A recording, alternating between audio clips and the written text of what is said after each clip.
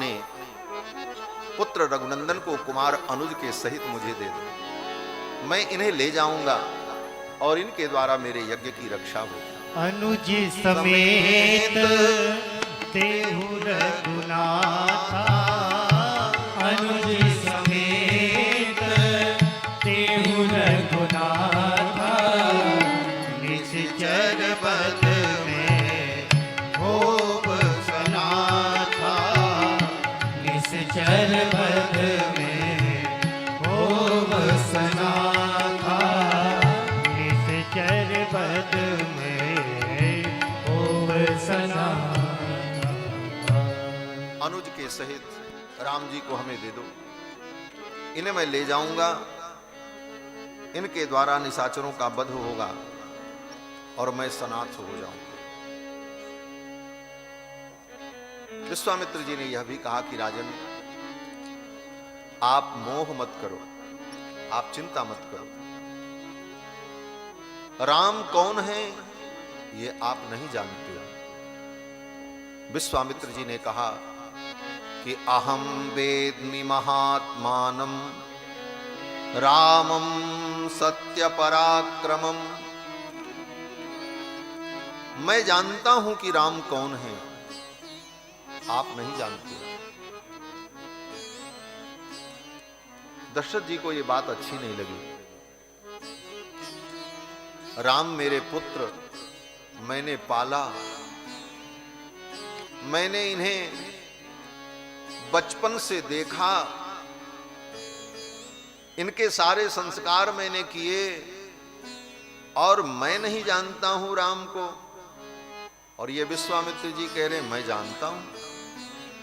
विश्वामित्र जी ने कहा अहम वेद्मि, मैं जानता हूं ये राम कौन है, आप नहीं जानते। अहम वेद्मि महात्मानं रामं सत्य पराक्रमम। दशरथ जी को यह बात अच्छी नहीं लगी, लेकिन विश्वामित्र जी जो कह रहे हैं ठीक कह रहे हैं। ये श्लोक श्रीमद् वाल्मीकि रामायण का बड़ा भावपूर्ण श्लोक है। ये विश्वामित्र जी ने जो राम जी के विषय में कहा, श्रीमद् वाल्मीकि रामायण के बहुत बड़े व्याख्याकार श्री कृष्णपाद सूरी एक आचार्य हुए, जिनको तमिल में पेरिय आचान पिल्लई कहा जाता है, बहुत बड़े विद्वान हुए। उन्होंने वाल्मीकि रामायण का जो व्याख्यान किया है, उस व्याख्यान में इस श्लोक का 18 प्रकार का अर्थ किया है। अहम वेद्मि महात्मानं रामं सत्य पराक्रमम्, वसिष्ठोपि महातेजा ये चेमे तपसि स्थिताः।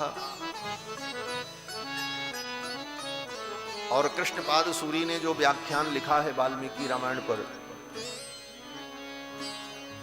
पूरा तमिल में है, लेकिन बड़ा प्रामाणिक और भावपूर्ण है। भगवान की ऐसी कृपा भई कि एक देवी हैं, महिला हैं, श्री भवानी अयंगार, चेन्नई में। वो टीवी पर कभी कभी कथा सुनती थीं, मेरी कथा को, प्रसारण को। उनको बड़ा अनुराग हुआ और उन्होंने एक बार फोन से संपर्क किया और कहा, स्वामी जी, कृष्णपाद सूरी आचान पिल्लई के व्याख्यान को एक बार आप भी देखें। हमने कहा हमको तमिल आती ही नहीं, मैं कैसे समझ पाऊंगा।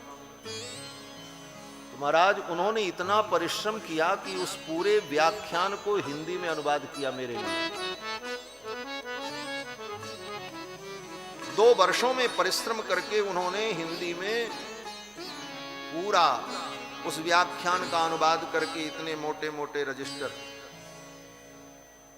6 रजिस्टर भरकर और बड़े सुंदर अक्षरों में लिख करके उन्होंने मुझे प्रेषित किया। बोले स्वामी जी इसका स्वाध्याय आप जरूर करें। और जब मैंने स्वाध्याय किया, ऐसा रस है उसमें। श्रीमद् वाल्मीकि रामायण के प्रमुख श्लोकों पर ही उनकी व्याख्या है, लेकिन बड़ी महत्वपूर्ण व्याख्या है। जिसमें वैष्णवता का सिद्धांत, अनेक प्रकार के गंभीर रहस्य श्री कृष्ण पाद सूरी ने अनुभव किया है। तो यहां पर ये जो श्लोक है इसका 18 प्रकार का अर्थ उन्होंने किया है। 2-4 अर्थ कह करके हम आगे बढ़ेंगे। विश्वामित्र जी कहते हैं इनको मैं जानता हूं, आप नहीं जानते हो। अहम वेद्मि महात्मानम। मानो विश्वामित्र जी कहना चाहते हैं कि मैं इनको इसलिए जानता हूं कि इनको वो जानता है जिसके जीवन में त्याग होता है। राजन, आप चक्रवर्ती सम्राट हो, मैं भी कभी चक्रवर्ती सम्राट हुआ करता था। विश्वामित्र जी कहते हैं मैंने अपना राज्य छोड़ दिया, सिंहासन छोड़ दिया, कुश के आसन पर, मृगचर्म के आसन पर बैठ करके दुख सुख सह करके, आतप सह करके जंगल में रहता हूं, इसलिए मैंने इनको जाना। महल के सुख को भोगने वाला व्यक्ति इनको नहीं जान सकता है, जो सब सुखों का त्याग करता है वो इनको जानता है, इसलिए मैं जानता हूं। अहम वेद्मि महात्मानम। अब ये बात जो विश्वामित्र जी का भाव है, इसके में प्रमाण क्या है? तो कहते हैं वेद प्रमाण है। वेद प्रमाण ये है कि तम विविदिशन्ति यज्ञेन दानेन तपसा अनाशकेन। वेद मंत्र कहता है भगवान को तप के द्वारा, त्याग के द्वारा, व्रत और उपवास के द्वारा, कठिन साधनाओं के द्वारा जाना जाता है। और विश्वामित्र जी महाराज कहते हैं इन साधनाओं को मैंने किया है इसलिए मैं जानता हूं। राजन, मैं इनको इसलिए जानता हूं कि मैंने अपने सिर पर जटाओं को धारण किया है। आप तो स्वर्ण के किरीट मुकुट को पहन करके सुख का अनुभव करते हो, और मैंने अपने उस सिर पर कठिन जटाओं को धारण किया है, इसलिए मैं इनको जानता हूं। राजन, आप सिंहासन पर बैठते हो और आपके दरबार में ये बड़े बड़े गुरुजन आपके सम्मुख सिंहासन पर बैठते हैं। आपका सिंहासन सर्वोपरि होता है क्योंकि आप राजाधिराज हैं। इनको कौन जानता है? बोले जो बड़े बड़े ऋषि मुनियों के चरणों में बैठता वो इनको जानता है। मैंने अपना सिंहासन छोड़ करके ऋषियों के चरण का आश्रय लिया है, इसलिए मैं इनको जानता हूं। अहम वेद्मि महात्मानम रामम सत्य पराक्रमम। और कौन इनको जानता है? विश्वामित्र जी कहते हैं वसिष्ठोपि महातेजा। वशिष्ठ जी जो आपके गुरु हैं ये जानते हैं, आप नहीं जानते। ये जानते हैं क्योंकि ये तपस्वी है। और यहां पर जो अपि कहा, वसिष्ठोपि, अपि का अर्थ किया कि यद्यपि वशिष्ठ जी से हमारी बहुत दिनों तक तनातनी रही, विरोध रहा। विश्वामित्र जी का वशिष्ठ जी से कितना चला, पुराणों में कथाएं भरी पड़ी। विश्वामित्र जी कहते हैं यद्यपि आपके कुल गुरु वशिष्ठ जी से हमारा बहुत प्रकार से विरोध रहा, मतभेद रहा, लेकिन आज मैं जो बात कह रहा हूं इस बात में आपके गुरु का भी समर्थन है। वसिष्ठोपि महातेजा, ये मेरी बात का खंडन नहीं कर सकते आपके गुरुदेव, आप इनसे पूछो। वसिष्ठोपि महातेजा ये चे में तपसि स्थिताः। और आपकी सभा में ये जो तपस्वी लोग बैठे हैं, वामदेव, जाबाल, मार्कंडेय, गौतम, असित, ये बड़े बड़े महामुनि जो आपकी सभा में बैठे हैं, ये लोग जानते हैं कि राम कौन है। इनको तपस्वी ही जानते हैं, इनको त्यागी ही जानते हैं, इनको भ्रमणशील ही जानते हैं। इसलिए हे राजन, आपको धर्म का लाभ होगा। आप राम को अनुज लक्ष्मण के सहित मेरे साथ विदा कर दो।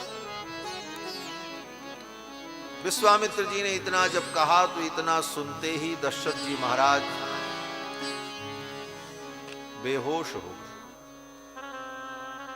इति हृदय मनोविदारणम, विश्वामित्र जी की वाणी मन और हृदय को विदीर्ण करने वाली।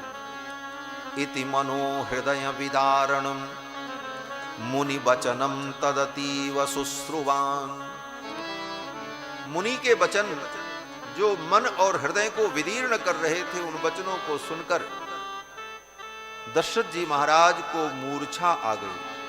व्यथित मनाह प्रचचाल चासनात्, दशरथ जी अपने आसन से उठकर के खड़े हुए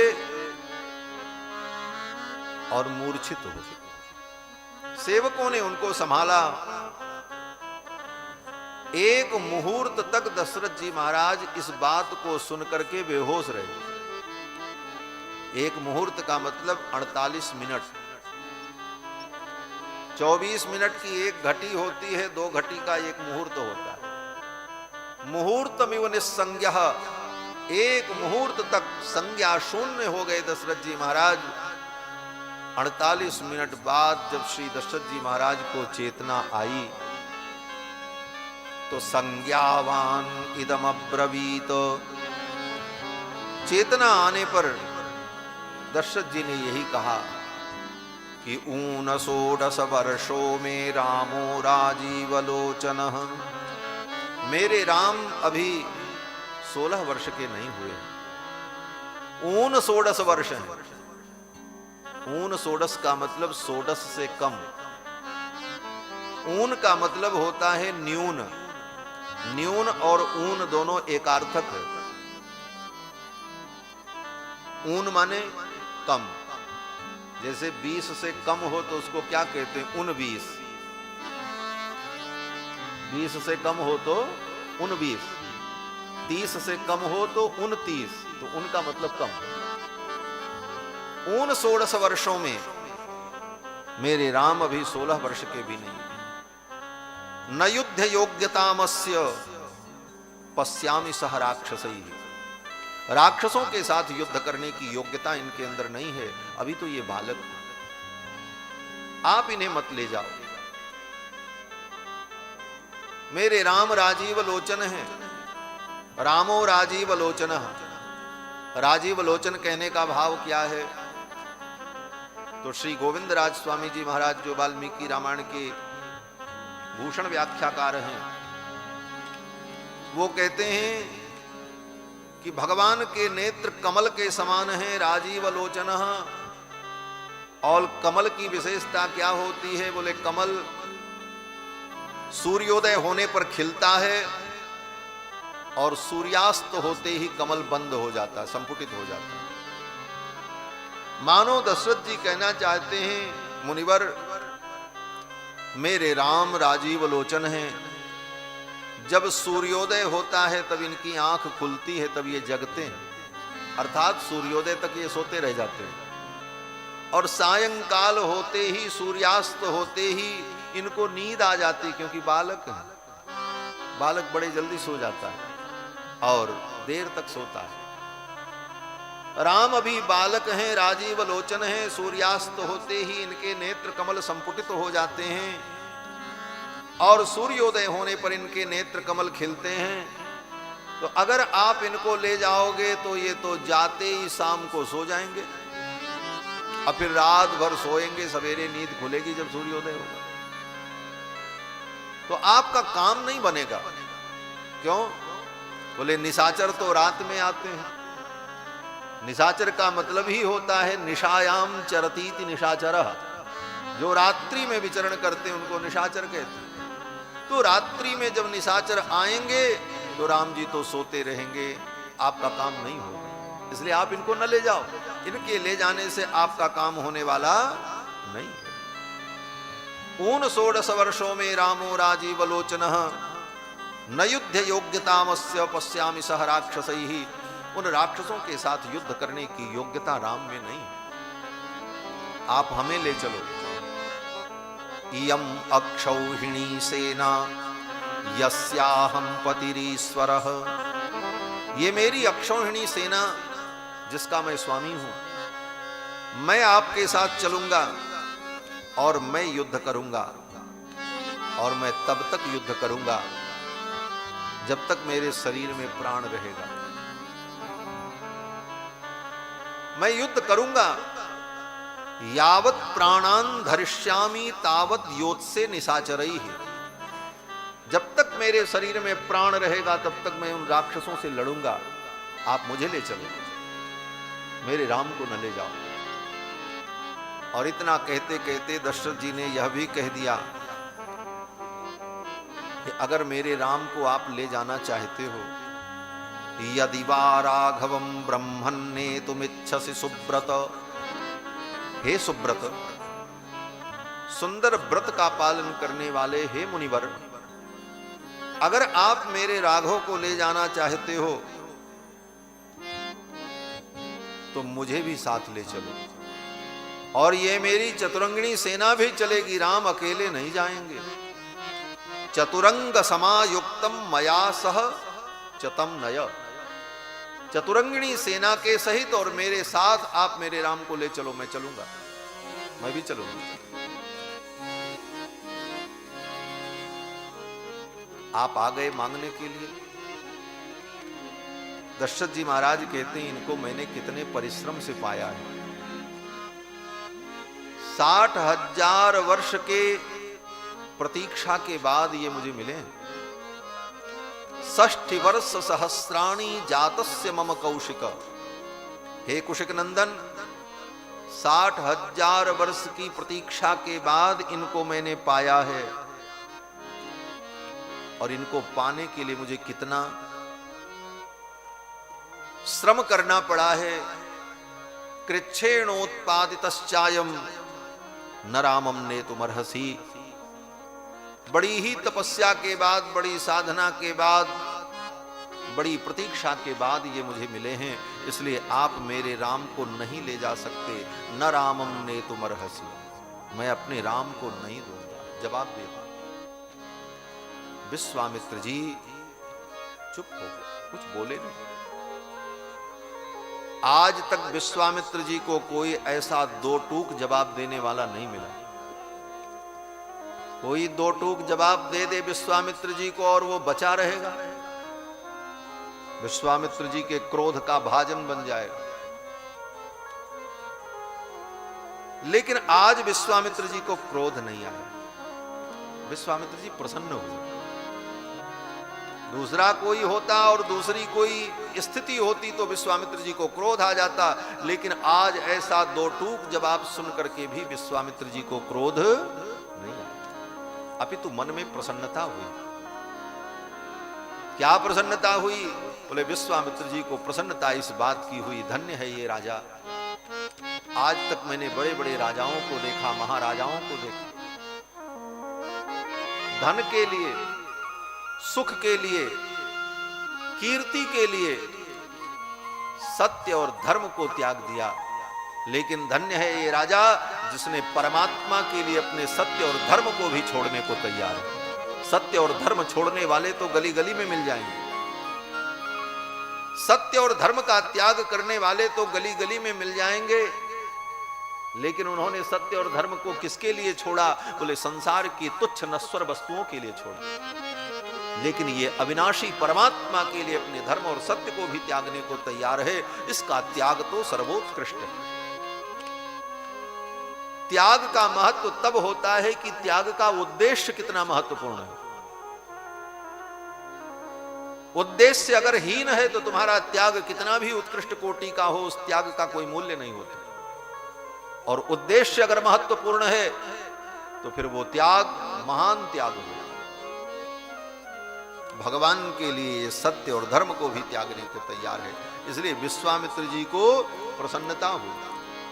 श्री गोस्वामी जी महाराज कहते हैं कि हृदय हरसि माना मुनि ज्ञानी, सुनि निप गिरा प्रेम रस सानी, सुनि निप गिरा प्रेम रस सानी, हृदय हरस माना मुनि ज्ञानी, हृदय हरस माना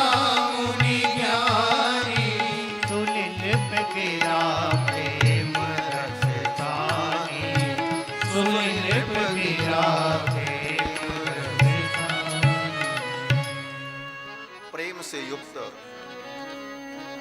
दशरथ जी की वाणी को सुनकर के विश्वामित्र जी बड़े प्रसन्न हुए। हृदय हरस माना मुनि ज्ञानी। और विश्वामित्र जी उठ करके खड़े हो गए। विश्वामित्र जी ने कहा, ठीक है राजन, अगर ऐसी बात है कि तुम अपने राम को नहीं दे सकते तो ठीक है, मैं जैसे आया हूं उसी प्रकार चला जाऊंगा। विश्वामित्र जी चाहते तो दशरथ जी से यह भी कह सकते थे, राजन तुम अपने राम को मुझे देते हो कि नहीं देते हो? नहीं देना है तो फिर बताओ, मेरे पास बहुत सारे उपाय हैं। इतने मात्र से ही दशरथ जी महाराज सब कुछ स्वीकार करना। लेकिन विश्वामित्र जी ने सोचा, आज मैं जिसको पाने आया हूं, जिसको प्राप्त करने के लिए आया हूं, इसे बलपूर्वक, आग्रहपूर्वक, छलपूर्वक, चतुराई से नहीं पाया जा सकता। इन्हें तो प्रेम पूर्वक ही पाया जा सकता है। इनको प्रेम पूर्वक ही पाया जा सकता है, क्योंकि इनको प्रेम प्रिय है। राम ही केवल प्रेम प्यारा। राम ही केवल प्रेम प्यारा, राम ही केवल प्रेम प्यारा। ज्ञानी लेऊ सो जान निहारा, ज्ञानी लेऊ जो जान निहारा। राम ही केवल प्रेम प्यारा, राम ही केवल प्रेम। विश्वामित्र जी ने विचार किया, इनको तो प्रेम पूर्वक प्राप्त करने में ही सुख है। इसलिए विश्वामित्र जी उठ करके खड़े हो गए और उन्होंने कहा कि यदीदम ते क्षमम राजन, हे राजन, अगर आप अपने राम को देने में अक्षम हैं तो गमिष्यामि यथा गतम, मैं जैसे आया था उसी प्रकार जा रहा हूं। लेकिन हे राजन, एक बात जान लेना, विश्वामित्र जी कोई धमकी नहीं दे रहे हैं। जैसे लोग धमकी देते हैं, ठीक है फिर देखना, ऐसा नहीं, बल्कि दशरथ जी को उपदेश कर रहे हैं। विश्वामित्र जी कहते हैं, राजन मैं तो जा रहा हूं, लेकिन आने वाले समय में ये पीढ़ियां जो होंगी वो यही कहेंगी कि रघुकुल में एक राजा ऐसा हुआ, दशरथ, जो ब्राह्मणों के सामने, ऋषियों के सामने झूठी प्रतिज्ञा करता था। ब्राह्मणों को और ऋषियों को आश्वासन देता था, आप जो कहोगे मैं करूंगा, और फिर उनके आश्वासन को ठुकरा देता। रघुकुल की कीर्ति में कलंक लग जाएगा राजन, मिथ्या प्रतिज्ञा का कुस्थ, इसका कुस्थ का कुल जो है ये दूषित हो जाएगा। लोग कहेंगे राजा दशरथ झूठी प्रतिज्ञा करता है, मिथ्या प्रतिज्ञा। आपको लोग यही कहेंगे कि राजा दशरथ झूठी प्रतिज्ञा करता है। लेकिन कोई बात नहीं, सुखी भव। विश्वामित्र जी ने शाप नहीं दिया। इतना होने के बाद भी विश्वामित्र जी कहते, राजन तुम सुखी रहो, सुखी भव सुहृद वृतः, अपने परिवार के साथ रहकर, अपने परिजनों के साथ रहकर तुम सुख का अनुभव करो। लेकिन लोग तुमको मिथ्या प्रतिज्ञा कहेंगे, चलो मैं तो जा रहा हूं। ये कह करके विश्वामित्र जी उठ करके खड़े हो गए, और ज्यों ही चलने को उद्यत हुए पृथ्वी कांप गई महाराज। भूकंप आ गया। महर्षि वाल्मीकि कहते, चचाल वसुधा कृत्स्ना, संपूर्ण वसुधा कंपित हो गई। देवानां च भयं महत, देवताओं को महान भय हुआ, देवता भयभीत हो गए। स्वर्ग में सन्नाटा पसर गया, धरती कांपने लगी। क्या विश्वामित्र के क्रोध से अथवा विश्वामित्र जी के भय से? कहते नहीं, स्वर्ग में देवता इसलिए भयभीत हो गए कि इतनी प्रार्थना के बाद, इतनी स्तुति के बाद तो भगवान प्रकट हुए, अवतार लिया, रावण आदि असुरों का संहार करने के लिए, हमारे दुख को दूर करने के लिए। लेकिन दशरथ जी महाराज जब अपने राम को विश्वामित्र जी के साथ जाने को, विदा करने को तैयार नहीं है, तो फिर ये वन में कैसे भेजेंगे राम?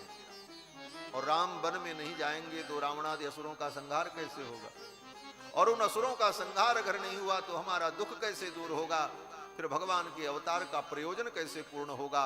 यह सब सोच करके देवताओं में भय व्याप्त हो गया। देवताओं ने सोचा बड़े मुश्किल से तो भगवान ने अवतार लिया, अब ये दशरथ जी इनको कहीं जाने नहीं देंगे, अब तो ये दूसरी समस्या हो गई।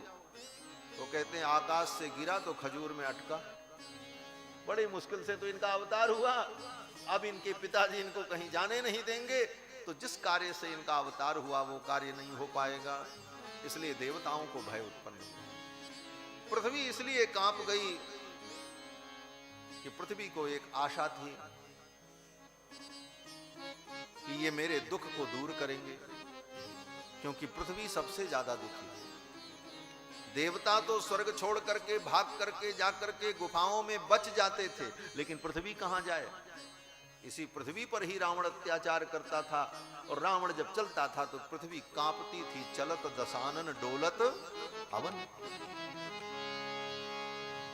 पृथ्वी कांप गई कि अगर ये अयोध्या से जाएंगे नहीं, अयोध्या से निकलेंगे नहीं, तो दुष्टों का संहार कैसे होगा? विश्वामित्र जी तो चलने को तैयार हो गए, लेकिन विश्वामित्र जी ने चलते चलते गुरुदेव वशिष्ठ की ओर एक बार देखा, और वशिष्ठ जी की ओर देखकर आंखों आंखों में ही विश्वामित्र जी ने वशिष्ठ जी से बहुत कुछ कहा। बोले कुछ नहीं, आंखों के इशारे से ही सब कुछ कह दिया, और वशिष्ठ जी ने समझ लिया। इसीलिए कहते हैं ना कि इशारों को अगर समझो तो राज को राज रहना। दशरथ वशिष्ठ जी ने कुछ, विश्वामित्र जी ने कुछ कहा नहीं, केवल देखा, और उनके आंखों की भाषा को वशिष्ठ जी ने समझ लिया। क्या भाषा थी, क्या कह रहे थे विश्वामित्र जी?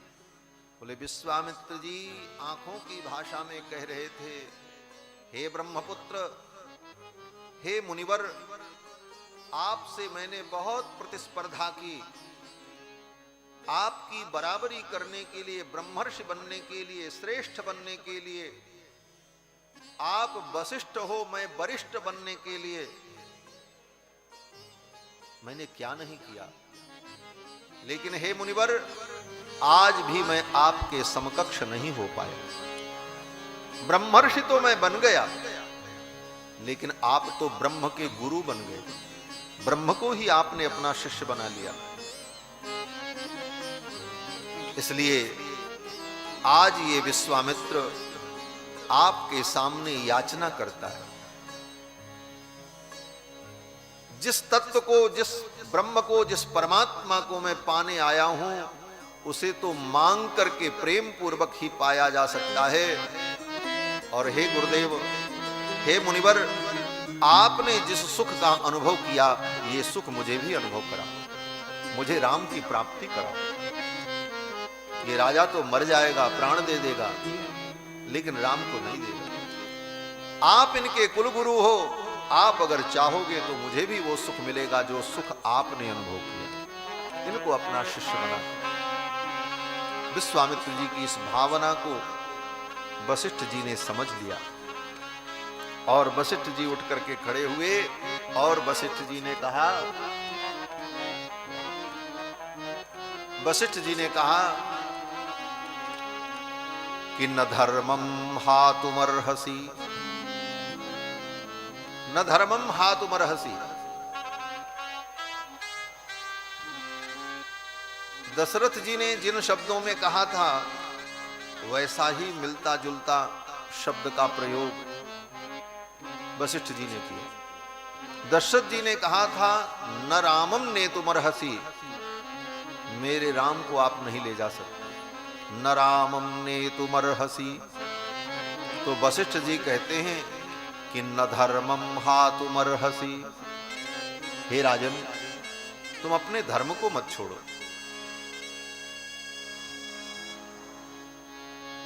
दशरथ जी ने कहा अगर मैं अपने राम को दे दूंगा तो मेरे प्राण चले जाएंगे, मेरे राम चले गए तो मेरा प्राण चला जाएगा। वशिष्ठ जी ने कहा अगर राम को नहीं दोगे तो तुम्हारा धर्म चला जाएगा, तुम्हारा सत्य चला जाएगा। और राजन, अगर तुम्हारा सत्य चला गया, तुम्हारा धर्म चला गया, तो राम भी तुम्हारे पास नहीं रहेंगे।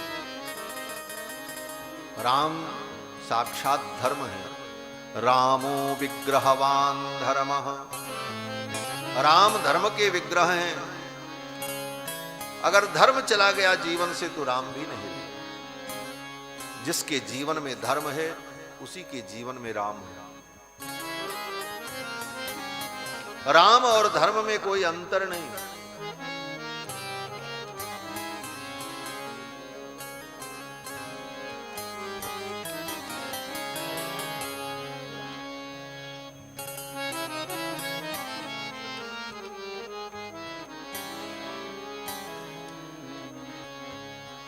राम और धर्म में कोई अंतर नहीं है। रामो विग्रहवान धर्मः, राम ही साक्षात धर्म है। अगर तुम्हारे जीवन से सत्य चला गया, धर्म चला गया, तो राम जी भी चले जाएंगे। जिसके जीवन में धर्म है, सत्य है, राम वहीं रहते हैं। वशिष्ठ जी ने समझाया। वशिष्ठ जी ने यह भी कहा राजन, विश्वामित्र जी आपसे याचना करने आए हैं, इसका मतलब ये नहीं है कि विश्वामित्र जी असमर्थ हैं। उन राक्षसों का, असुरों का संहार करने में ये स्वयं समर्थ हैं। तेषां निग्रहणे सक्तः स्वयं च कुशिकात्मजः। कुशिक नंदन विश्वामित्र जी महाराज उन असुरों का संहार करने में स्वयं समर्थ हैं। तो दशरथ जी ने कहा फिर मेरे पुत्रों को मांगने क्यों आए? तो वशिष्ठ जी ने कहा कि तव पुत्र हितार्थाय, तुम्हारे पुत्रों का हित करने के लिए आए। तव पुत्र हितार्थाय त्वामुपेत्याभियाचते, तुम्हारा हित करने के लिए तुम्हारे पास आकर के तुमसे याचना कर रहे हैं। ऐसा हितैषी कोई होगा? ऐसे हितैषी तो संत ही होते हैं, जो स्वयं किसी के द्वार पर चल करके जाते हैं और याचना करते हैं, मांगते हैं। लोगों को लगता है ये हमारे आश्रित हैं, हमसे मांगने आए हैं, हमारे भरोसे हैं। लेकिन सच पूछो तो वो आपसे मांग कर, लेकर आपका कल्याण करते हैं। आपसे लेकर पाकर के वो परोपकार में, परहित में, धन का, वस्तु का जब विनियोग करते हैं तो उससे आपका कल्याण होता है, उससे आपका कल्याण होता। एक घटना मुझे याद है, हमारे दादा गुरु श्री यतीन्द्र स्वामी जी महाराज, वेदांत मार्कंड,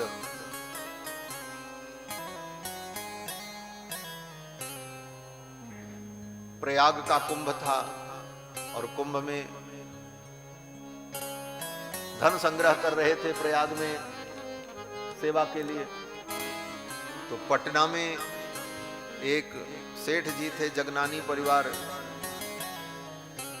उनके यहां स्वामी जी गए और बोले 25,000 रुपए कुंभ की सेवा के लिए दो। उस जमाने में 25,000 बहुत बड़ी बात होती। आज से लगभग 45 वर्ष, 50 वर्ष पूर्व की। 25,000 कुंभ की सेवा के लिए दो।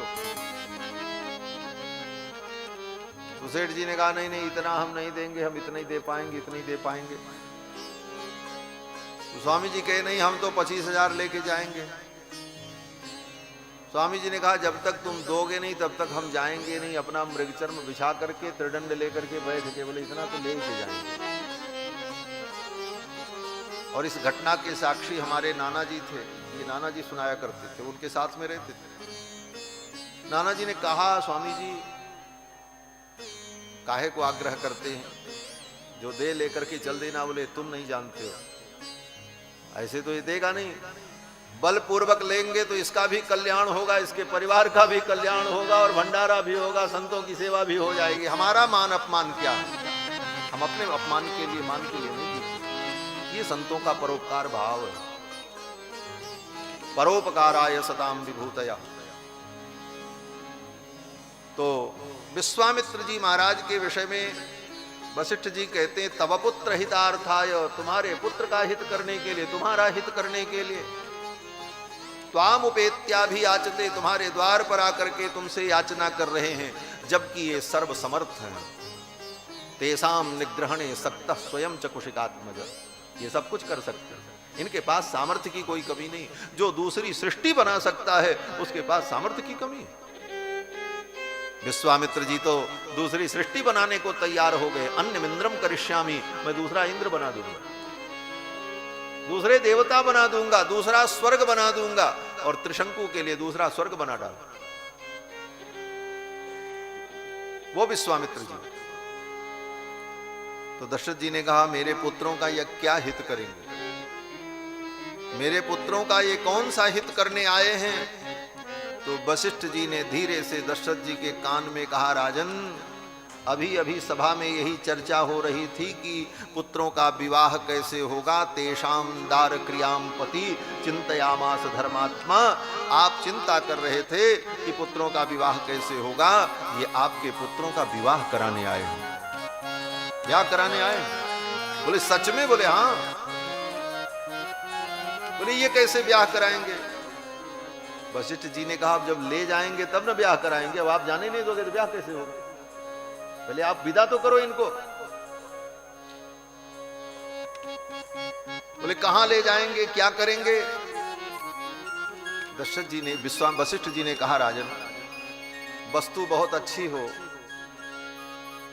लेकिन उसका अगर प्रचार न हो, दुनिया जाने न, तो उसकी मांग नहीं होती दुनिया में।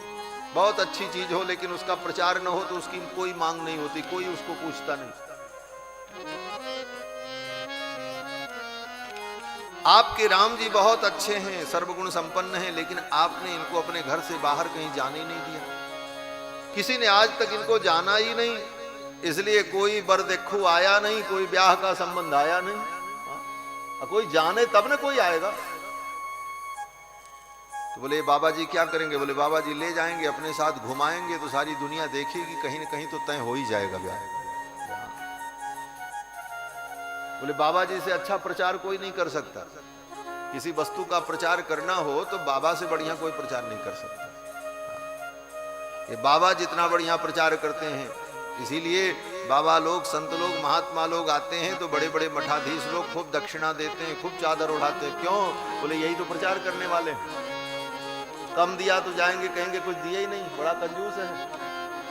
महंत है लेकिन सेवा नहीं करते, तो प्रचार हो जाएगा। अब खूब दिया माल ताल, अरे महाराज बड़े संत सेवी हैं, खूब सेवा करते, अच्छा प्रचार करते। महात्मा से बढ़िया कोई प्रचार कर नहीं सकता। और एक उदाहरण आपको बताऊं, जितनी बड़ी बड़ी कंपनियां हैं, अपने कंपनी के प्रोडक्ट का प्रचार करने के लिए बड़े बड़े हीरो को बुलाती हैं, बड़े बड़े स्टार को बुला करके प्रचार करवाती हैं। और हमारे बाबा रामदेव जी बोले किसी को नहीं बुलाते, अपने ही सब प्रचार कर लेते हैं।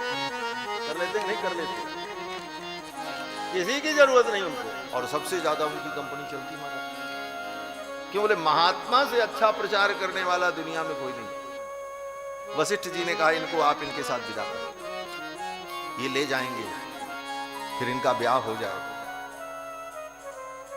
बोले सच में? बोले हाँ। और वशिष्ठ जी ने जब इस प्रकार समझाया तो दशरथ जी महाराज तैयार हो गए। तब वशिष्ठ बहुविधि समझावा, नभ संदेह नाश कह पावा। तब वशिष्ठ बहुविधि समझावा, नभ संदेह नाश कह पावा। नभ संदेह नाश कह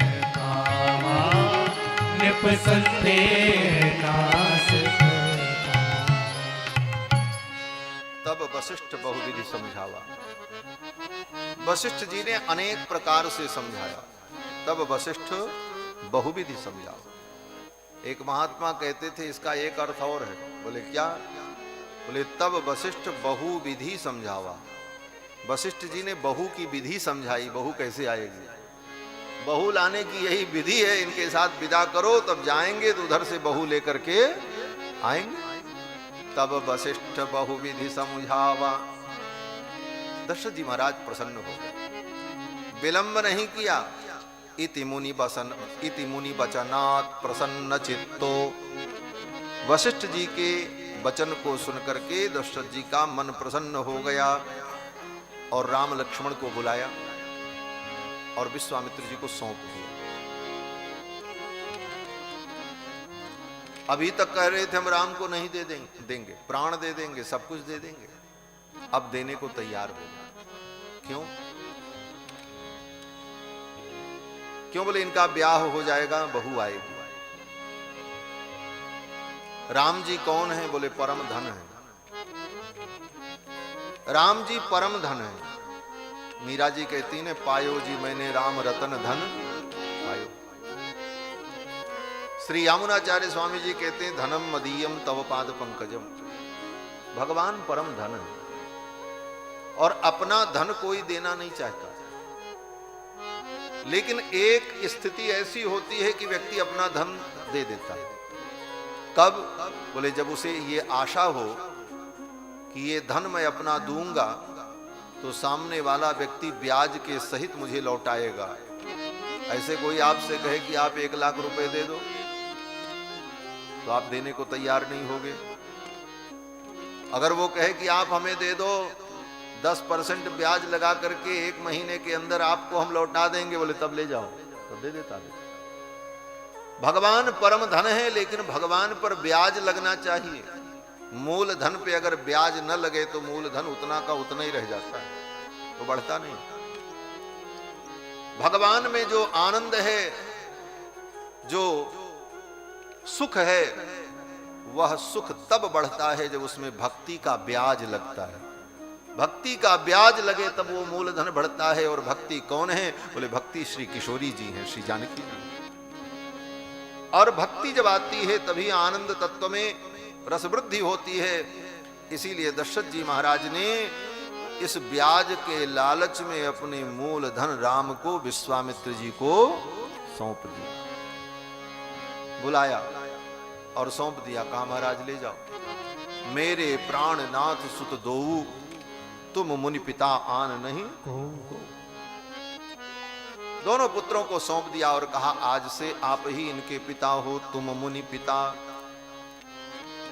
अरे ये भी कह सकते थे आप इनके गुरु हो, आप इनके अभिभावक हो, आप इनके संरक्षक हो।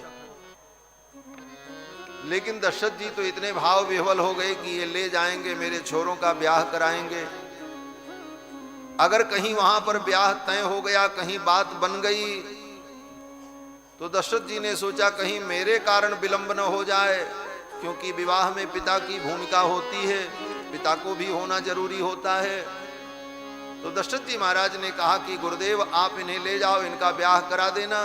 अगर कहीं ब्याह तय हो जाए और मुझे पहुंचने में विलंब हो तो आप चिंता मत करना, आप ही पिता के जगह पर खड़े हो जाना, पिता की भूमिका निभा देना और मेरे छोरों का ब्याह करा देना। तुम मुनि पिता आन नहीं को सौंप दिया। विश्वामित्र जी बड़े प्रसन्न हुए। विश्वामित्र जी को लगा मुझे महानिधि प्राप्त हो गई। श्याम गोरे सुंदर दो भाई, श्याम गोरे सुंदर दो भाई, विश्वामित्र महानिधि पाई, विश्वामित्र महानिधि पाई, प्रभु ब्रह्मण्य देव में जाना, प्रभु ब्रह्मण्य देव में जाना, मोहिनी पिता तजो भगवाना, मोहिनी पिता तजो भगवाना, श्याम गौर सुंदर दो भाई, श्याम गौर सुंदर दो भाई। विश्वामित्र जी को बोला मुझे महानिधि मिल गई, विश्वामित्र महानिधि। वास्तव में भगवान महानिधि है।